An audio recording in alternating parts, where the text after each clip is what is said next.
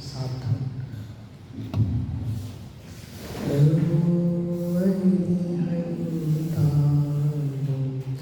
नमो सिद्धारं नमो आयर्याणं नमो वज्रायाणं नमो लोनि सव्यसामूलं निसंगे जो वायुसं निर्लेप है आकाश से, निज आत्मे ही विहरते, जीवन न पर की आस से, जिनके निकट से हादि पशु भी भूल जाते क्रूरता, उन दिव्य गुरुओं की अहो कैसी अलौकिक सूरता, उन दिव्य गुरुओं की अहो कैसी अलौकिक सूरता। हमारी चर्चा 64 रिद्धियों पर चल रही है। कल अपन ने रिद्धियों का सामान्य स्वरूप देखा था, जिसमें अपन ने देखा था रिद्धि किसे कहते हैं और रिद्धियाँ मूल में कितने प्रकार की होती हैं। तो अपन थोड़ा रिवीजन करते हैं। रिद्धियाँ किसे कहते हैं? जो कोई चमत्कारिक चीज़ है, अकल्पनीय चीज़ है, अद्भुत चीज़ है, जिसकी हम कल्पना भी नहीं कर सकते, ऐसी घटना को क्या कहते हैं? ऐसी चीज़ को रिद्धि कहते हैं, जिसकी आप कल्पना नहीं कर सकते। ऐसी अद्भुत चीज़ है, उसे रिद्धि कहते हैं। कल अपन ने ये भी देखा था, बहुत प्रकार की रिद्धियाँ ऐसी हैं जिनका मुनिराज प्रयोग करते हैं, और बहुत प्रकार की रिद्धियाँ ऐसी हैं मुनिराज जिसका प्रयोग नहीं करते, सहज प्रयोग हो जाता है। जैसी औषधि रिद्धियाँ हैं, उनका मुनिराज प्रयोग नहीं करते।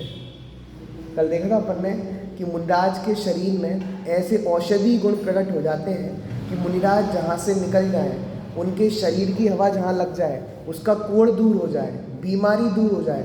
ऐसी कोई सी भी बीमारी नहीं है जो मुनिराज के शरीर से स्पर्शित हवा से दूर ना हो। मुनिराज का शरीर उस कोड़ी को छू जाए तो उसकी सारी बीमारी दूर हो जाए। और रिद्धिधारी मुनिराज यदि पंचम काल में होते, अभी होते, तो कोरोना तक नहीं आता। वो तो हमारे पाप का उदय है कि पंचम काल में रिद्धिधारी मुनिराज नहीं होते। सामान्य मुनिराज तो होते हैं, रिद्धिधारी मुनिराज नहीं होते। अब इस रिद्धि का प्रयोग करने के लिए आचार्य को सोचना नहीं पड़ता कि मैं इसकी बीमारी दूर कर दूं, इसका रोग दूर कर दिए, तो कैसे होती है? सहज हो जाती है। अब मुनिराज ने मान लो पैर धोए अपने कमंडलू के पानी से, अगर वो पानी बहकर दूसरे के शरीर से स्पर्शित हो जाए, उसे कोई सी भी बीमारी हो, चाहे कोढ़ हो, शुगर हो, कोई भी बीमारी हो, सारी बीमारी मुनिराज के शरीर से स्पर्शित जल से दूर हो जाएगी। ऐसी रिद्धियों का प्रयोग मुनिराज नहीं करते, वह रिद्धि का प्रयोग सहज हो जाता है। और कुछ ऐसी रिद्धियाँ होती हैं जिनका प्रयोग करना पड़ता है, जैसे अवधि ज्ञान। अवधि ज्ञान बुद्धिपूर्वक लगाना पड़ता है कि इनके पूर्व में क्या होने वाला है, भविष्य में क्या होगा। अवधि ज्ञान। मनाप्रय ज्ञान लगाना पड़ता है बुद्धिपूर्वक कि ये मन में अभी क्या सोच रहे हैं, आगे क्या सोचेंगे और क्या सोच चुके। तो ऐसी जो जैसे विष्णु कुमार मुनिराज थे, तो विष्णु कुमार मुनिराज ने विक्रिया रिद्धि का प्रयोग किया था। 700 मुनिराज की रक्षा करने के लिए अपने शरीर को बड़ा बना लिया था और छोटा बना लिया था। विक्रिया रिद्धि के 8 प्रकार के भेद होते हैं। एक होती है अणिमा रिद्धि, और एक होती है लघिमा और एक महिमा रिद्धि। अणिमा रिद्धि का काम होता है छोटे से छोटा शरीर बना लेना। कैसा बना लेना? उन्हें बामनिया का भेष धारण कर लिया था ना, ये उनकी अणिमा रिद्धि का काम था। और फिर उन्होंने बहुत बड़ा भेष धारण कर लिया था। जब उन्होंने एक पैर रखा, दूसरा पैर कहाँ रखा? मानुष्योत्तर पर्वत पर। तीसरा पैर रखने की जगह नहीं थी, तो इतना बड़ा शरीर बना लिया। ये कौन सी रिद्धि थी? महिमा रिद्धि। महिमा रिद्धि के कारण मुनिराज इतना बड़ा शरीर बना लेते हैं। इन रिद्धियों का प्रयोग बुद्धिपूर्वक किया जाता है। तो ऐसी रिद्धि का प्रयोग बुद्धिपूर्वक किया जाता है और कुछ रिद्धि अनिच्छापूर्वक होती है। चलिए आप सब निकाल लें परमर्षि स्वस्ति मंगल पाठ। पहला छंद हम पढ़ेंगे जिसमें 3 रिद्धियों की चर्चा है। चलिए पढ़ते हैं। नित्या प्रकंपा बुध केवलोगा, स्फुरन मना पर यशोद होदा, दिव्यावदीया वल प्रबोधा, स्वस्ति प्रियासु परमशयोना। 8 रिद्धियों के भेद हैं। उन 8 रिद्धियों में सबसे पहली रिद्धि है बुद्धि रिद्धि। कौन सी रिद्धि है? बुद्धि रिद्धि। बुद्धि रिद्धि के 18 वेद होते हैं। कितने वेद होते हैं? तो 18 वेद में सबसे पहली रिद्धि का नाम है, सबसे पहली रिद्धि केवल ज्ञान रिद्धि। कौन सी रिद्धि? केवल ज्ञान रिद्धि। जो अरिहंत भगवान होते हैं उनकी 64 रिद्धियाँ होती हैं। कितनी रिद्धियाँ होती हैं? 64 रिद्धि। और जो गणधर होते हैं उनकी होती हैं 63 रिद्धि। कौन सी रिद्धि होती हैं? एक कौन सी नहीं होती चेतन भैया? एक कौन सी नहीं होती? देखो, अरिहंत भगवान की कितनी रिद्धि होती हैं? 64। और गणधर परमात्मा कितनी होती हैं? 63। एक कौन सी नहीं है? केवल ज्ञान। सब होती है उनकी 63, एक केवल ज्ञान रिद्धि नहीं होती। चलिए, तो पहली रिद्धि का नाम है केवल ज्ञान रिद्धि। तो कल अपन ने इसकी बहुत चर्चा की थी कि केवल ज्ञान को रिद्धि क्यों कहा है। क्योंकि केवल ज्ञान ऐसा ज्ञान है कि आप उसको विश्वास नहीं कर सकते कि ऐसा भी कोई व्यक्ति हो सकता है जो तीनों लोकों को जाने, तीनों कालों को जाने। कैसे संभव है? बड़ा अटपटा लगता है। बोलो, हमें कोई दिखता ही नहीं है वर्तमान में ऐसा व्यक्ति। कोई दिखता है आपको जो तीनों लोकों को जान सके, तीनों कालों को जान सके? तो वर्तमान में तो ऐसा व्यक्ति कोई दिखता नहीं है, पर केवल ज्ञान होना संभव है। आज भी विदेह क्षेत्र में अनंत के मतलब बहुत सारे केवली भगवान हैं और अनंत सिद्ध भगवान तो लोकालोक को जान ही रहे हैं। तो इसलिए पहली रिद्धि कौन सी हो गई? केवल ज्ञान। चलिए दूसरी, नित्या अप्रकंप अद्भुत। केवल ज्ञान को कौन कौन से विशेषण दिए हैं? केवल ज्ञान नित्य है, अप्रकंप है मतलब अचल है, चलायमान होने वाला नहीं है, और कैसा है? अद्भुत है। कैसा है? अद्भुत। चलिए, स्फुरन मनः पर यशोद बोधा। दूसरी रिद्धि का नाम है मनः पर्यय रिद्धि। कौन सी रिद्धि? कितनी गजब की रिद्धि है ये। दूसरों के मन में क्या चल रहा है उस बात को आप जान सकते हो। पर मनः पर्यय रिद्धि है किनको होती है? मुनिराजों को ही होती है, हमको नहीं होती। हमारे पास ऐसा कुछ नहीं है जो हम किसी के मन की बात जान लें। लेकिन सामान्य साइकोलॉजी होती है ना, साइकोलॉजी में ऐसा होता है कि किसी का चेहरा पढ़ के जान लेते हैं उसके मन में क्या चल रहा है। उसे मना पर्याय ज्ञान नहीं कहा। जैसे मान लो कि किसी के चेहरे पर बहुत उदासीनता है, दुखी है, तो आप सोचते हो ये बहुत दुखी है, इसके मन में क्या चल रहा हो, तो पहचान ली। इसे साइकोलॉजी कहते हैं, ये श्रुति ज्ञान है। इसे मना पर्याय ज्ञान नहीं कहते। मना पर्याय ज्ञान किसे कहते हैं? डायरेक्ट मन में जो कुछ सोच रहा हो उसको हम जान सकें, उसे कौन सा ज्ञान कहते हैं? मना पर्याय ज्ञान। मना पर्याय ज्ञान के 2 भेद देखे थे, ऋजुमति और विपुलमति। कौन कौन से?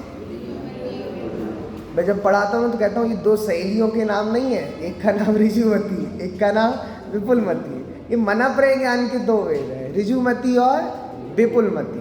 ऋजुमति मना पर्याय ज्ञान किसे कहते हैं? कि कोई व्यक्ति है वो किसी के बारे में अच्छा सोच रहा है, तो जो मुनिराज उस अच्छे विचारों को जान सकें, अच्छे विचारों को जानने में जो समर्थ होता है उसे ऋजुमति कहते हैं। कौन सा ज्ञान? मना पर्याय ज्ञान कहते हैं ऋजुमति मना पर्याय ज्ञान।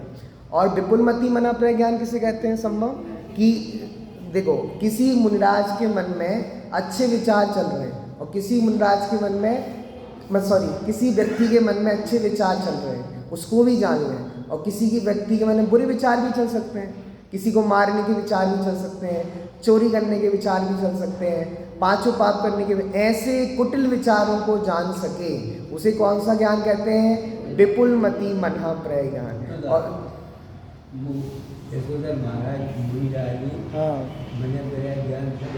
हाँ, तभी तो श्रेणिक के मन की बात जान ली हमने, विपुलमति।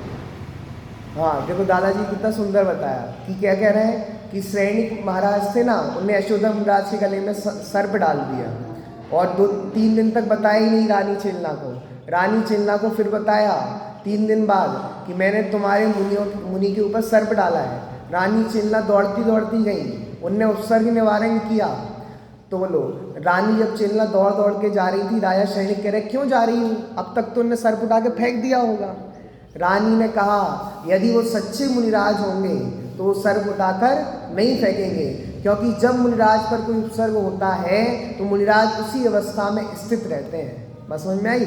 मरा हुआ सर्प डाला यशोधर मुनिराज 3 दिन तक उसी अवस्था में रहे। वो मरे हुए सर्प में बहुत सारी चींटियाँ हो गई थी, मुनिराज के शरीर को पूरी चींटियों ने खा लिया। और तब रानी चेल्ला ने वहाँ कोई गुड़ का टुकड़ा डाला साइड में, सारी चींटियाँ उसकी तरफ चली गई और फिर उनने उस उपसर्ग का निवारण किया।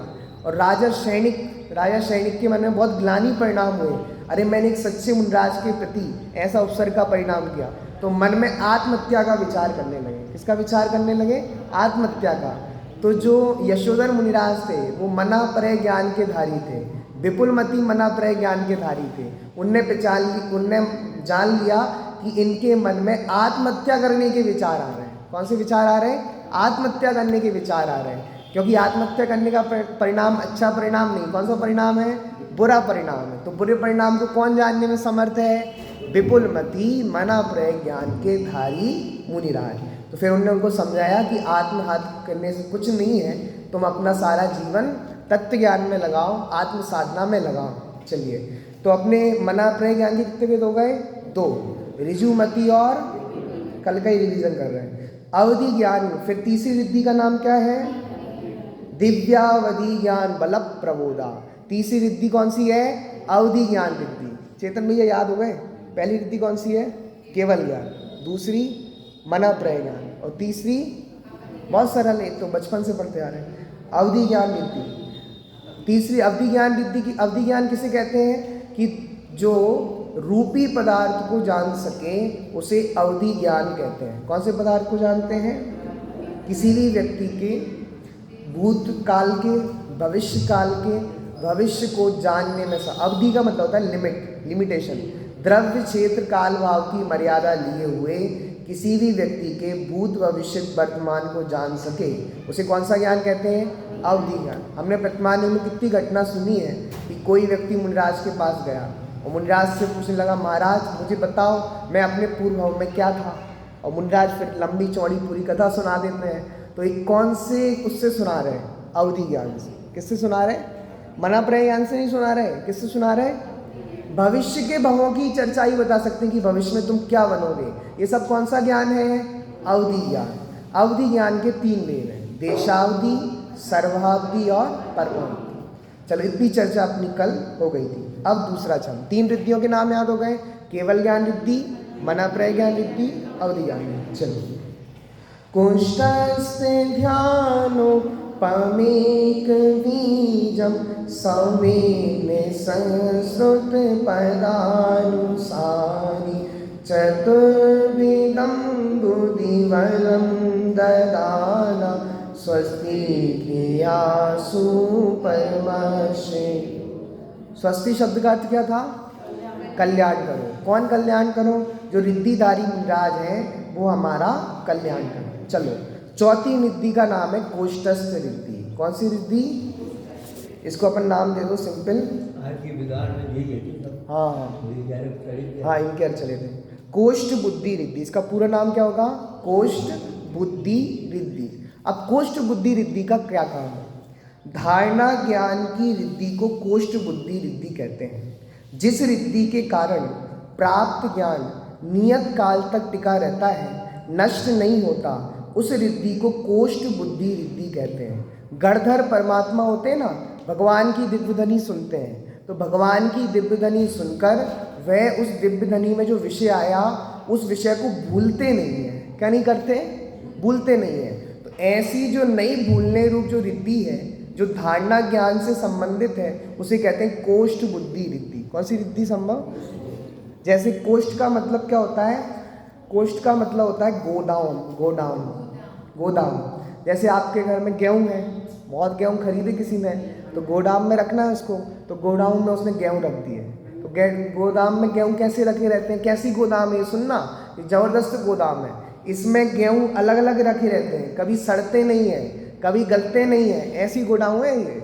उस गोदाम में तो आपको वो कुछ डालना पड़ता है तब सही रहते हैं। लेकिन गणधर परमात्मा का ज्ञान इतना ज़बरदस्त है, जितना कुछ भगवान की दिव्य ध्वनि से सुनते हैं वो अपने धारणा ज्ञान में रखते हैं। कभी एक विषय दूसरे विषय से मिक्स नहीं होता, कभी उस विषय को भूलते नहीं है। ऐसा जो जबरदस्त रिद्धि है उसका नाम है कोष्ठ बुद्धि रिद्धि। कौन सी रिद्धि? मतलब जो कुछ पढ़ा दिया सब कुछ याद है, जो कुछ पढ़ा दिया सब कुछ याद है। और ये सामान्य धारणा नहीं है, उत्कृष्ट धारणा है। सामान्य धारणा तो हम भी कर लेते हैं, हमें कोई को समय सार की पूरी गाथा याद है, किसी को पांचों परमागम याद है। बताओ, प्रवीण जी को पांचों परमागम याद थे, इसको कोष्ठ बुद्धि रिद्धि नहीं कहेंगे। जो गणधर परमात्मा भगवान की दिव्य ध्वनि सुनते हैं, पूरे द्वादशांग को अपने ज्ञान में बहुत काल तक बनाए रखते हैं, उसको कोष्ठ बुद्धि रिद्धि कहते हैं। देखो और बढ़ते हैं। कोष्ठ बुद्धि रिद्धि से गुरु मुख से सुने हुए पदार्थ ग्रंथ बुद्धि में वैसे ही सुरक्षित रहते हैं जैसे भंडारी के भंडार में रखे गए पदार्थ सुरक्षित रहते हैं। यह रिद्धि धारणा वर्णी कर्म के तीव्र क्षयोपशम से प्रकट होती है। किससे प्रकट होती है? धारणा वर्णी कर्म के तीव्र क्षयोपशम। चलो, ये कौन सी रिद्धि हो गई? चौथी रिद्धि। पांचवी रिद्धि का नाम है बीज रिद्धि, बीज बुद्धि रिद्धि। कौन सी रिद्धि? ये भी बड़ी गजब की रिद्धि है। बीज होता है ना, बीज, हम खेत में बीज बोते हैं, तो बीज का मतलब होता है एक बीज में अनेकों वृक्ष करने की सामर्थ्य होती है। एक बट का वृक्ष हो और बट के वृक्ष का बीज लो दादाजी, तो बट के बीज में कितनी सामर्थ्य है कि अनेकों बट के वृक्ष कर दे। ये तो समझ में आ रहा है चेतन भैया? एक बीज है तो बीज में कितनी सामर्थ्य है? बट के बीज वृक्ष में इतनी सामर्थ्य है, मतलब बनारसी दास जी ने वहाँ पे किया कि एक बट के बीज को लो और विचार करो इस इतने से बीज में कितनी सामर्थ्य है। एक बीज को आप बोगे तो एक वृक्ष होगा, फिर उसमें से कितने बीज निकलेंगे, फिर कितने सारे वृक्ष हो सकते हैं। किससे? एक बीज से। ऐसे ही जो बीज बुद्धि रिद्धि है, तो बीज पदों को, बीज पद होते हैं, भगवान की दिव्य ध्वनि बीजाक्षरों में खिलती है। किस में खिलती है? बीजाक्षर कौन कौन से होते हैं? ओम, ह्रीम, श्रीम, क्लीम, ये सब कौन से अक्षर हैं? बीजाक्षर। ये बीजाक्षर का अर्थ बहुत महान होता है। अनेकों ग्रंथों में तो ये कहा बीजाक्षरों का अर्थ नहीं करना चाहिए, अर्थ करने में दोष है। ओम ह्रीम श्रीम का अर्थ नहीं करना चाहिए, इतना ही बता देना चाहिए इनका बहुत महान अर्थ होता है, क्योंकि इनका अर्थ करने की सामर्थ्य सामान्य पुरुषों में नहीं होती। भगवान हमारी जैसी भाषा नहीं खिलती भगवान की दिव्यध्वनि में। भगवान की दिव्यध्वनि बीजाक्षरों में खिलती है। किस में खिलती है? ओम, ह्रीम, श्रीम, क्लीम। तो ऐसे बीजाक्षरों में भगवान की दिव्यध्वनि खिलती है, तो उन बीजाक्षरों में कितना रहस्य होता है? तो आचार्य होते अनंत रहस्य होता है एक बीजाक्षर में। कितना रहस्य होता है? जैसे एक बट के बीज में अनेकों वृक्ष करने की सामर्थ्य है, ऐसे ही एक बीज अक्षर में अनंत अर्थ होता है। कितना अर्थ होता है? अनंत अर्थ होता है। उस अनंत अर्थ को जानने की सामर्थ्य मात्र गणधर परमात्मा में होती है। हम सब भगवान के पास जाते तो हैं दिव्य ध्वनि सुनने 100 क्षण में, लेकिन भगवान की दिव्य ध्वनि को पूरा नहीं समझ सकते। जितने आपके प्रश्न होते हैं उनका समाधान तो हो जाएगा, लेकिन भगवान की पूरी दिव्य ध्वनि, और वो पूरी दिव्य ध्वनि तो सुनो, भगवान की दिव्य ध्वनि का असंख्यातवा भागी गणधर परमात्मा खेल मतलब झेल पाते हैं। हमारे पास तो कितना सा काम आता है, तो उसका असंख्यातवा भाग गणधर परमात्मा झेल रहे हैं। तो भगवान की दिव्य ध्वनि बीजाक्षरों में होती है और उन बीज पदों का अर्थ गणधर परमात्मा जानते हैं। तो ये बीज बुद्धि रिद्धि का मतलब है जो बीजा अक्षरों का अर्थ जान सके, ऐसी रिद्धि के धारक हैं। वो कौन से कहलाते हैं? जैसे अर्थ पढ़ता हूँ, जैसे वृक्ष के उद्गम का आधार बीज होता है, वैसे द्वादशांग श्रुत के उद्गम का आधार बीज भूत पद होते हैं। उन बीज पदों का तथा उन बीज पदों में स्थित अर्थ का ज्ञान जिस रिद्धि के द्वारा होता है, उस रिद्धि को बीज बुद्धि रिद्धि कहते हैं। सामान्य अर्थ में कहें तो भगवान की दिव्य ध्वनि निकली, ओम बोलते ना, ओमकारमयी वाणी तेरी, तो भगवान बोलते नहीं है, भगवान की ध्वनि होती है। तो ओम भगवान की ध्वनि से निकला। क्या निकला दादाजी? ओमकारमयी। तो आपने कहा ओम का मतलब तो पांचों परमेष्टि होता है। नहीं, ओम का अर्थ बहुत विशाल होता है। ओम शब्द में अनंत अर्थ होता है। तो ओम शब्द में जितना भी अर्थ है ना, अनंत अर्थ कौन जान पाएंगे? जिनके पास बीज बुद्धि रिद्धि है। कौन है? मैंने आपको बोला ओम, तो आप कितना समझ रहे हो ओम में से? कितना समझ रहे हो?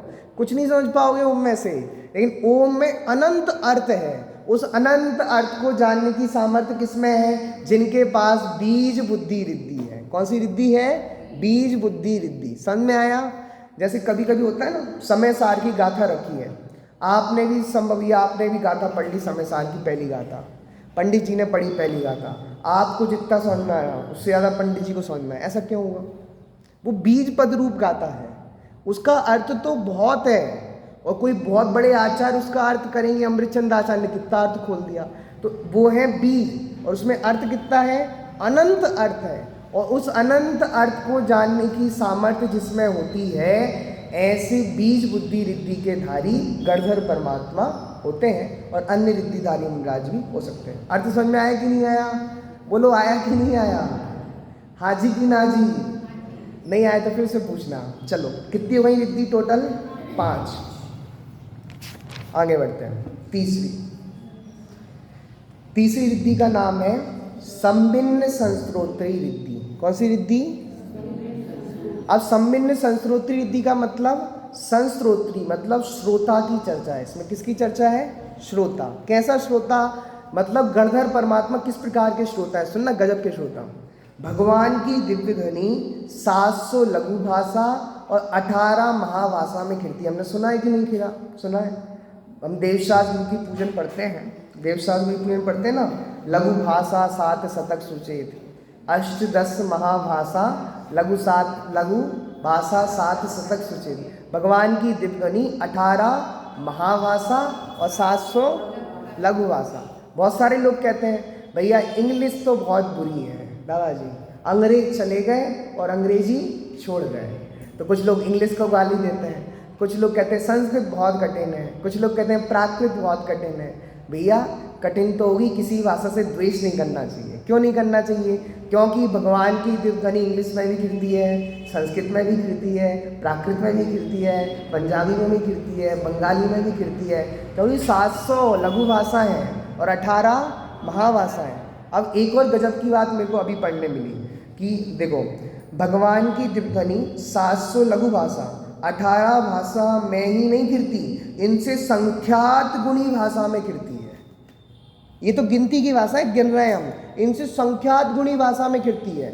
और गणधर परमात्मा के पास जो संभिन्न संस्त्रोत्री रिद्धि है, सारी भाषाओं में खिल रही, उन सारी भाषाओं में केवली भगवान क्या क्या बोल रहे हैं, सबको एक साथ जान सकते हैं। गजाओ, क्या कह रहे हैं? सुनना चेतन भैया, 700 लघु भाषा, 18 तो कितनी हुई? 718 भाषा, और इनसे संख्यात गुणी, मतलब मान लो लाखों भाषा में केवली भगवान की दिव्य ध्वनि खिल रही। कितनी भाषाओं में? एक साथ लाखों भाषा में खिल रही है। लाखों भाषाओं को एक साथ सुनने की सामर्थ्य, और लाखों भाषा में केवली भगवान क्या क्या बोल रहे हैं, एक साथ सुनकर अर्थ समझने की सामर्थ्य, उसको कहते हैं संभिन्न संस्त्रोती। भिन्न भिन्न सारी भाषाओं को सुनना, संभिन्न संस्त्रोत्री। भिन्न भिन्न भाषाओं को सुनकर, भिन्न भिन्न भाषाओं को सुनते, इसको कौन सी रिद्धि कहते हैं? संभिन्न संस्त्रोत्री रिद्धि। बड़ी गजब की रिद्धि है। और सुनो इसके बारे में और आचार्यों ने और क्या कहा। संभव ये समझ में आ रहा है? केवली भगवान की हजारों भाषाओं में दिव्य ध्वनि कर रही है। गणधर परमात्मा क्रम से नहीं सुन रहा है, चलो पहले इंग्लिश वाली सुन ले रहे, फिर हिंदी वाली सुन लेंगे पहले। हाँ,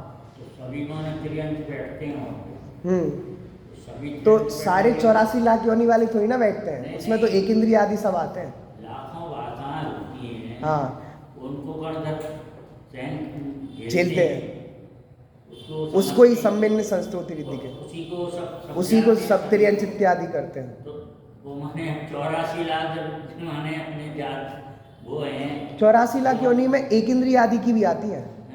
84 लाख योनि में एक इंद्रिय आदि के भव भी आते हैं। समुद्र में तो वही पंचेंद्री, संगी पंचेंद्री वगैरह ही आते हैं। सभी को वो समझाते हैं ना, सबको समझ में आती, सबको अपनी अपनी भाषा में, तो बहुत प्रकार की भाषा हो जाएगी। चलो, समझते हैं वो। हाँ, अब सुनना, एक और अच्छा आचार्य ने, दूसरे आचार्य ने इसका अलग वर्णन किया। 4 अक्षौणी सेनाएं अक्षर अनक्षर स्वरूप अपनी अपनी भाषाओं में यदि युगपद बोलें तो भी संभिन्न श्रोता युगपद सब भाषाओं को ग्रहण करे, उनका प्रतिपादन करता है। जिसको मैं सिंपल भाषा में समझूं, मान लो यहाँ 1000 लोग खड़े कर दो। कितने लोग खड़े कर दो?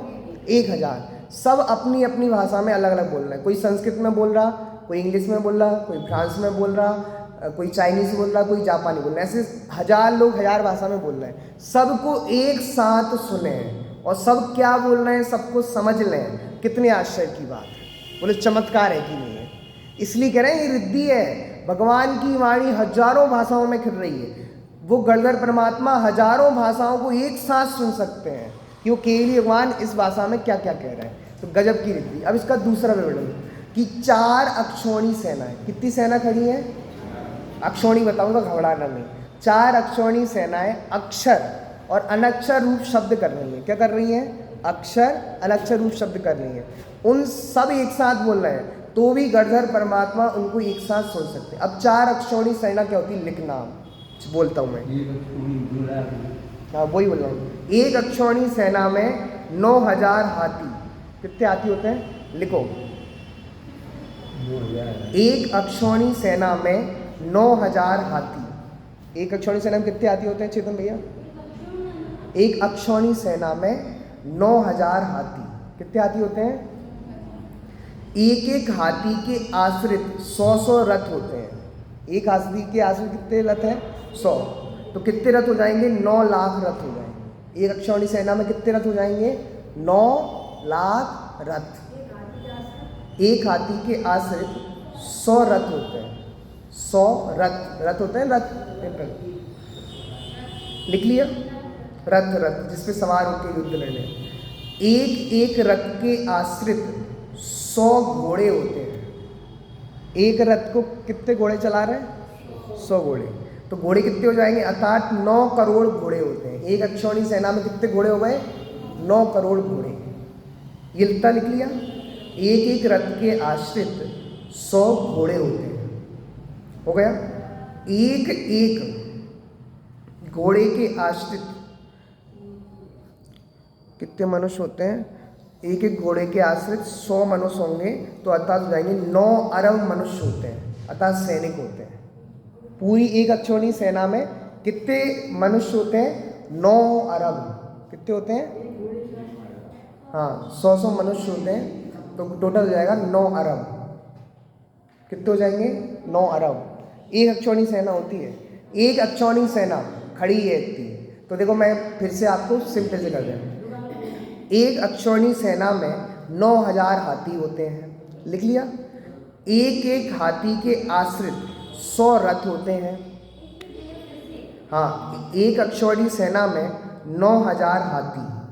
हो गया। हाँ एक एक हाथी के आश्रित 100 रथ होते हैं। एक हाथी वो 100 रथ को खींच रहा एक तरह से, और 100 रथ, और एक एक रथ के आश्रित 100 घोड़े होते हैं। मतलब 100 घोड़े एक रथ को खींच रहे हैं, और एक एक घोड़े के आश्रित 100 मनुष्य होते हैं। 100 लिख लो या 100 एक ही बात है। और टोटल कितने मनुष्य हो जाएंगे? 9 अरब मनुष्य। कितने मनुष्य हो जाएंगे? अरब। अब इतनी अक्षौणी की ऐसी कितनी सेना? 4। 1 अक्षौणी सेना हो गई। ऐसी कितनी सेना लाना? 4 अक्षौणी सेना खड़ी हुई है। सब अपनी अपनी भाषा में कुछ बड़बड़ा रहे हैं, कह रहे हैं, लेकिन गणधर परमात्मा सबकी बात को उनकी भाषा में सुन सकते हैं। गजब बात है। चमत्कार नहीं है? हम तो शताब्दानी को चमत्कार मान लेते हैं। शताब्दानी किसे कहते हैं? कि 100 लोग खड़े कर दिए। एक ने ये प्रश्न पूछा, दूसरे ने प्रश्न पूछा, तीसरे ने प्रश्न पूछा, 100 लोगों ने अपने प्रश्न क्रम से बता दिए। फिर वो शताब्दानी जो श्रीमद जी थे और अभी भी बहुत होते हैं, तो वो फिर उन प्रश्नों का उत्तर, देखो तुमने ये कहा था, तुम्हारा ये प्रश्न था, तुम्हारा ये प्रश्न था। इसको कहते हैं शताब्दानी। अब इसमें लोग आश्चर्य मानते हैं आजकल के लोग, शताब्दानी होना कितना गजब का अवसर हो गया। ये गणधर परमात्मा कितने गजब के, 4 अक्षौणी सेना खड़ी हों और सब अपनी अपनी भाषा में बोल रहे हैं। घोड़े भी बोल रहे हैं। कौन बोल रहे हैं? घोड़े भी बोल रहे हैं, हाथी भी बोल रहे हैं, मनुष्य भी बोल रहे हैं। मनुष्य की भाषा अक्षरात्मक होती है। कैसी होती है? अक्षर रूप होती है। और त्रियंशों की भाषा अनक्षर रूप होती है। मतलब उनकी कोई भाषा नहीं होती, ध्वनियाँ होती हैं। जैसे गाय अपनी ध्वनि में बोलती है, वो घोड़ा अपनी ध्वनि में बोलता है, तो सब अपनी अपनी ध्वनि में बोल रहा है। तो गाय भी बोल रही है और मनुष्य भी बोल रहे हैं। ऐसे 4 अक्षौणी सेना अपनी अपनी भाषा में बोल रही है। उन सब की भाषा को उनकी भाषा में समझ लें, उसको कहते हैं संभिन्न संस्त्रोत्री बुद्धि रिद्धि। कितना गजब का चमत्कार है। इसे हम आश्चर्य नहीं माने तो क्या माने। हमको लगता है यार ऐसा भी होता होगा, इतने सारे बोल रहे हैं और क्रम क्रम से सुन ले तो उसमें तो कोई आश्चर्य नहीं है। एक साथ इतने 9 अरब हुए, 9 अरब मनुष्य हुए थे ना, 4 गुणा कर दो 9 अरब का, कितने 36 अरब। कितने हो जाएंगे? 36 अरब लोग खड़े हैं। पूरे विश्व की अभी जनसंख्या ही नहीं 36 अरब, 6-7 अरब जनसंख्या है पूरे विश्व की। जो हम विश्व कहते हैं ना 200 देशों का, चेतन भैया 6-7 अरब जनसंख्या है। ये कह रहे 9 अरब मनुष्य खड़े हुए हो। कितने मनुष्य? 9 अरब। घोड़े कितने खड़े होंगे? अतः 9 करोड़ घोड़े हैं तो 36 करोड़ घोड़े खड़े हैं। कितने घोड़े खड़े हैं? 36 अरब मनुष्य खड़े हैं और 36 करोड़ क्या खड़े हैं? घोड़े। वो अपनी अपनी भाषा में कुछ बोल रहे हैं, उन सबको उनकी उनकी भाषा में सुन लें, समझ लें। ऐसे संभिन्न मतलब भिन्न भिन्न संस्त्रोत्री सुन सकें, ऐसी रिद्धि के धारे गणधर परमात्मा। कितनी आश्चर्य की बात है, बताओ। तो हमको ऐसा लगता है ऐसी रिद्धि हमें ही हो जाए। ऐसी नहीं होगी आपको रिद्धि। रिद्धियों के लक्ष्य से रिद्धियाँ प्रकट नहीं होती। जो मुनिराज आत्म ध्यान में लीन होते हैं उनको ऐसी रिद्धियाँ प्रकट भी हो जाती हैं, पर उन्हें इन रिद्धियों की इच्छा। बड़े गजब की आश्चर्य है कि प्रकृति में कितनी सुंदर व्यवस्था है। जिन्हें रिद्धियाँ नहीं चाहिए उन्हें रिद्धियाँ प्रकट हो जाती हैं, और जिन्हें रिद्धियाँ चाहिए उन्हें रिद्धियाँ नहीं प्रकट होती। हमें हवा में उड़ना है तो हमें चारण रिद्धि प्रकट नहीं होगी, और मुनिराज को नहीं गिनना, मुनिराज को नहीं। वो शक्तिमान का सीरियल आया था ना, तो छोटे छोटे बच्चे हवा में उड़ने की सोचने लगे, तो कुछ लोगों ने आत्महत्या तक कर ली। क्यों? शक्तिमान जैसा सब ड्रेस पहन ली और फिर गोल गोल घूमने लगे और कहा हवा में उड़ेंगे हम। चले गए 10वीं बिल्डिंग से नीचे गए, गिर गए। अब बोलो हमको इच्छा है हम हवा में उड़ें, लेकिन मुनिराज को इच्छा नहीं, उनको चारण रिद्धि प्रकट हो जाती है, आकाश गामनित्व रिद्धि प्रकट हो जाती है। जिनको इच्छा नहीं उनको ये सब प्रकट हो जाता है, और हमें इच्छा इसलिए हमें प्रकट नहीं होती। तो कितनी रिद्धि हो गई? 3 और 3 6। पहली कौन सी थी? केवल ज्ञान। दूसरी मन प्रज्ञान। तीसरी अवधि ज्ञान। चौथी कोष्ठ रिद्धि। 5वीं बीज रिद्धि। छठी, अब छठी है पदानुसारी। कौन सी? सॉरी 7वीं है पदानुसारी रिद्धि। पदानुसारी रिद्धि देखते हैं। पदानुसारी रिद्धि एकदम सरल है। इसकी मैं सरल परिभाषा बताता हूँ, कठिन मान ली।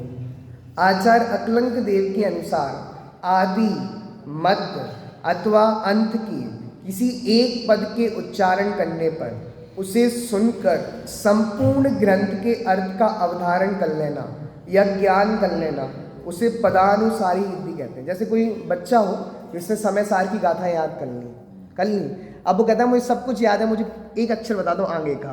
किसका अक्षर? आगे अक्षर बता दो, मैं आपको पूरा सुना दूंगा। चलो, ऐसे गणधर परमात्मा ने कोई आगे का एक शब्द सुना, एक पद सुना, उस पद को सुनकर संपूर्ण शास्त्र का ज्ञान हो जाए। किसका ज्ञान हो जाए? संपूर्ण शास्त्र का ज्ञान हो जाए, उसे कौन सी रिद्धि कहते हैं? पदानुसारी। पद के द्वारा ज्ञान हो गया। किसके द्वारा ज्ञान हो गया? अब कोई व्यक्ति कहता है हमें लास्ट वाला नंबर याद करना होता है, नंबर। जैसे मान लो चेतन भैया आपका नंबर मेरे पास नहीं है, तो वो आपने मेरे को फ़ोन लगाया मान लो, तो मैंने पूछा चेतन भैया आपका नंबर कौन सा था? पीछे लिखा था 88। क्या लिखा था? 88। तो हमने पीछे का नंबर सुना और हमें आगे का नंबर याद आ गया। ऐसे ही कोई गणधर परमात्मा को अंतिम पद बताए। क्या बताए? अंतिम पद। अंतिम पद सुनकर आगे का सारा ग्रंथ उन्हें याद हो जाए, उसको कौन सी रिद्धि कहते हैं? पदानुसारी। कौन सी रिद्धि? कि आगे का पद सुने तो पूरा ग्रंथ याद हो जाए, बीच का पद सुने तो पूरा ग्रंथ याद हो जाए, अंतिम पद सुने तो पूरा ग्रंथ याद हो जाए, उसे कौन सी रिद्धि कहते हैं? पदानुसारी। कौन सी रिद्धि? इसमें थोड़ी मेहनत थी, ये कठिन थी थोड़ी, अब सरल रिद्धि आ गई। चलो ये अपने दो वो कोई रिद्धि नहीं थी, वो तो उनका क्षयोसम था। अच्छा आगे कितनी रिद्धि हो गई? 7। अब 8वीं 5 इंद्रियों संबंधी रिद्धि है, बिल्कुल सरल। संपश्यनं संश्रवणं च दूरा दासादिना ग्राणविलोकेनानि दिव्यान्वतीया बलाद्वहन्ता स्वस्ति क्रियासु परमस्यो। एक बार आप सब पढ़ें।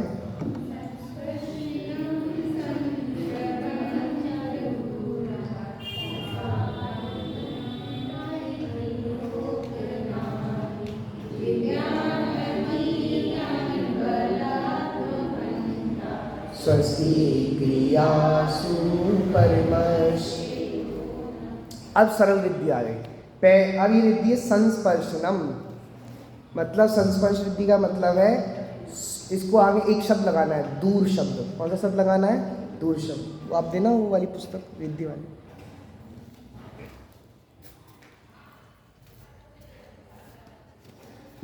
दूर शब्द लगाए इन्होंने। दूर स्पर्शित रिद्धि। कौन सी रिद्धि है? दूर स्पर्शनत्व रिद्धि। दूर स्पर्शनत्व रिद्धि में क्या होता है? देखो नाम याद कर लो। पहली कौन सी है?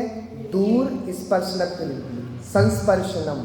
आगे समश्रवणम, दूर श्रवणत्व रिद्धि। कौन सी रिद्धि? दूर का सुन लेते हैं, इतना समझ लो, दूर का सुन लेते हैं। आगे दूराद्वास्वादन, दूर का आस्वाद कर लेते हैं, दूर स्वादनत्व रिद्धि, स्वाद ले लेते हैं दूसरे का।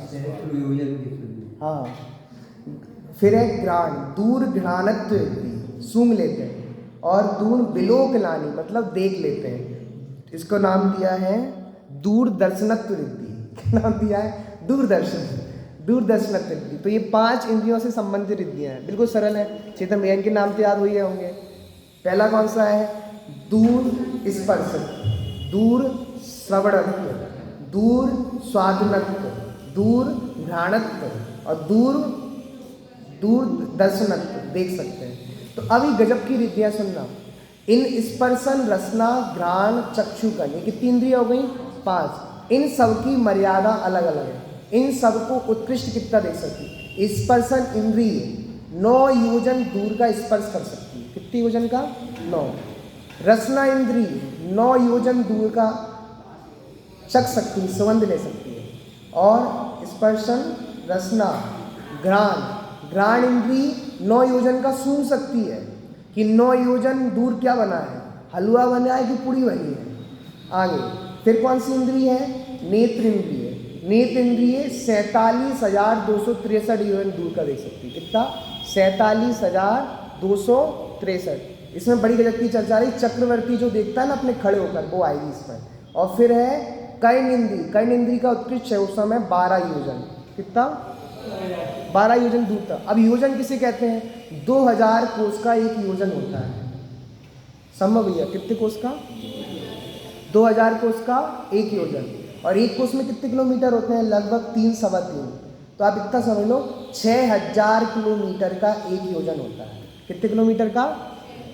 चेतन भैया 6000 किलोमीटर का एक योजन। तो कान कितने दूर, कितने किलोमीटर तक सुन सकता है? तो 6 का करो 12 से मल्टीप्लाई, तो 12 छक्के 72, 72,000 किलोमीटर दूर का सुन सकता है। कौन?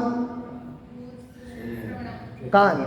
अभी तो उत्कृष्ट है उस समय। आचार्य देव ने तो यहाँ लिखा, ये तो चक्रवर्ती के पास भी होता है। किसके पास होता है? चक्रवर्ती 72,000 किलोमीटर दूर, उसके बारे में क्या बोला जा रहा है वो सब सुन लेगा।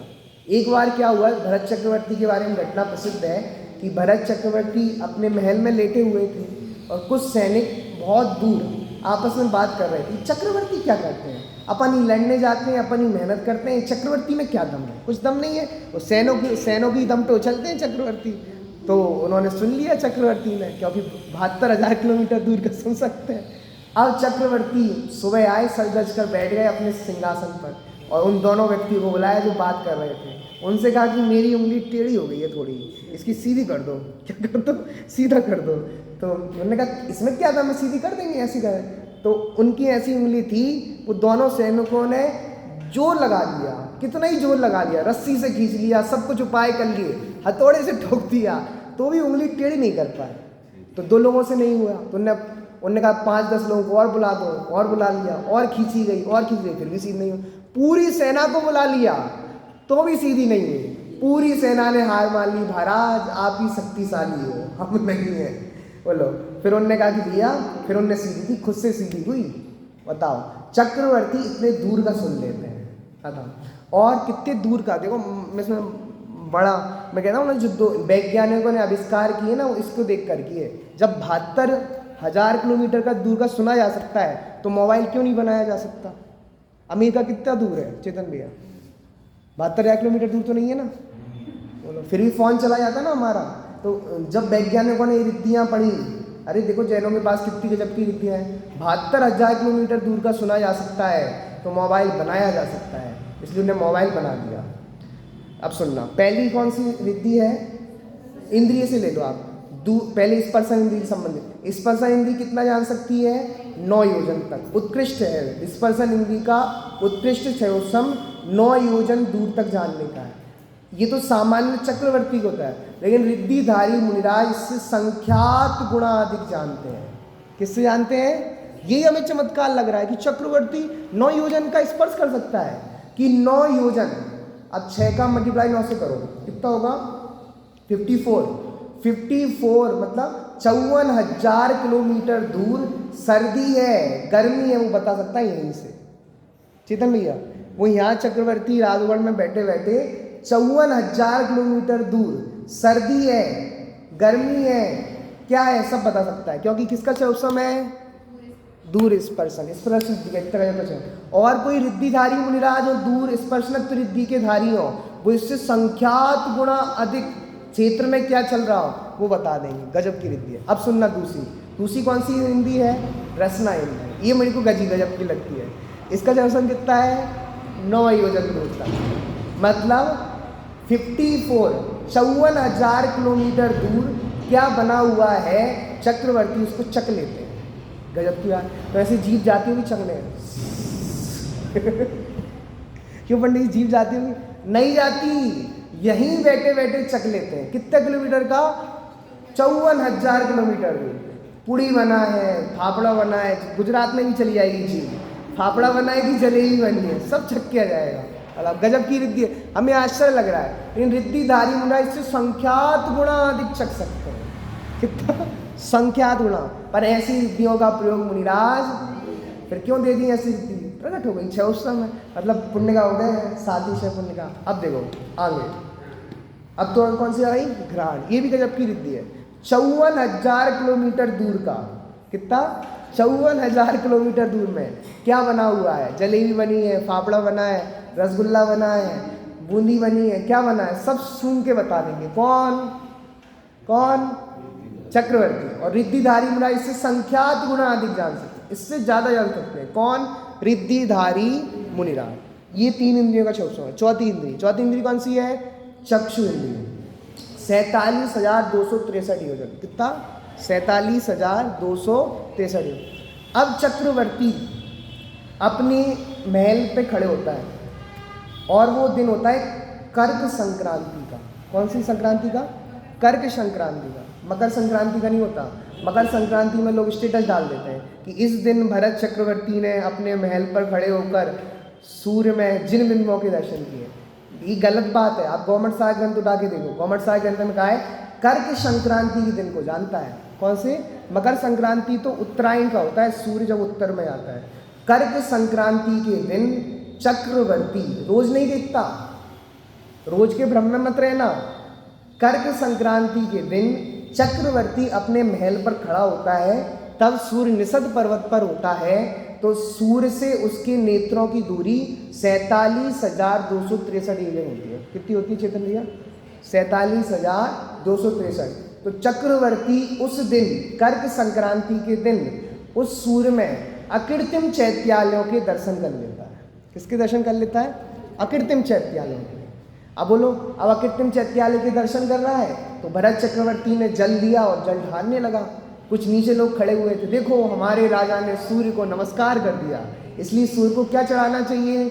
जल चढ़ाना चाहिए। अब बताओ, वो उनको दिख नहीं रहा है कि सूर्य में अकृत्रिम चैत्यालय होते हैं, सामान्य मनुष्यों को नहीं दिख रहा है। वो चक्रवर्ती का इतना क्षयोत्सव होता है 47,263 का, और एक दिन देखता है कौन सी संक्रांति में? कर्क संक्रांति में। मकर संक्रांति में नहीं देखता, कर्क संक्रांति के दिन देखता है। कर्क संक्रांति के दिन देखता है, वो जल चढ़ा रहा था, लोगों को भ्रम हो गया, इसलिए सूर्य पे क्या चढ़ाना चाहिए? जल चढ़ाना चाहिए। क्यों दादाजी? अरे हमें नहीं चढ़ाना, हमें दिखता ही नहीं है। एक बार क्या हुआ, वीर सागर जी ने सुनाई थी कहानी। एक बार क्या हुआ, बनारस में राजा ने घोषणा करा दी, जो जो जैन धर्म को मानते हैं वो नगर छोड़ के चले जाओ। क्या? जो जो जैन धर्म को मानते हैं वो नगर छोड़ के चले जाओ, और कोई व्यक्ति यहाँ रहने का अधिकारी है जो सूर्य को जल चढ़ाएगा और गंगा जी में नहाने जाएगा। कौन रहने का अधिकारी है? जो सूर्य को जल चढ़ाएगा और गंगा जी में नहाने जाएगा। सब व्यक्ति जैनी छोड़ के चले गए, लेकिन एक दादाजी वहाँ रुक गए। राजा को पता चला, सब जैनी छोड़ के चले गए, एक दादाजी टिके रहे। तो दादाजी को बुलाया गया, तुम्हें एक बार में समझ में नहीं आती? जब बोल दिया ना सारे जैनी जाओ, अगर रहना है तो ये करना पड़ेगा। तो दादाजी ने कहा हाँ, हम क्यों नहीं करते? हमसे ज़्यादा सूर्य का सम्मान कौन करता है? हमसे ज़्यादा गंगा जी का सम्मान कौन करता है? अरे कैसे करते हो तुम? तो उन्होंने कहा पता है, सूर्य अस्त होने से पहले हम भोजन कर लेते हैं, इससे बड़ा सूर्य का सम्मान क्या होगा? बताओ, सूर्य देव भी चले जाते हैं तो हम भोजन करना छोड़ देते हैं। उनके वियोग में सूर्य देव हमें छोड़ के चले गए, उनके वियोग में हम रात्रि में भोजन नहीं करते, इससे बड़ा सूर्य देवता की पूजन क्या होगी? बोलो। तो राजा प्रसन्न हो गया, फिर कहने लगा तुम गंगा जी में क्यों नहीं नहाते? महाराज, हम गंगा जी को इतना पवित्र मानते हैं कि हम उसमें पैर रखना भी पसंद नहीं करते। तो बोलो गंगा जी को हमसे ज़्यादा महान कौन मानता है? राजा प्रसन्न हो गया, सारे जैनियों को बुला लिया। बताओ, समझना पड़ेगा हर चीज़ का रहस्य। चलो आगे क्या है? कर्ण इंद्री। कर्ण इंद्री का कितना शौसम है? 12 योजन का। तो उसकी कहानी तो मैंने आपको सुना दी। और जो कर्ण इंद्री दूर श्रवणत्व रिद्धि के धारी मुनिराज होते हैं, वो 12 योजन से संख्यात गुना अधिक जानते हैं। इस तरह हमारी कितनी रिद्धि हो गई? 12। तो 12 रिद्धि के बाद अपनी बुद्धि रिद्धि कितनी रिद्धि बची हैं? घ्राण इंद्री का 9 योजन।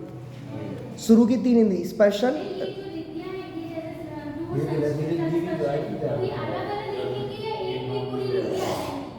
अलग अलग है ऐसे। हाँ, किन्हीं मुनिराज को ये पूरी हो सकती है, किन्हीं को 1 2। हाँ, सब काउंटिंग में अलग अलग लेंगे।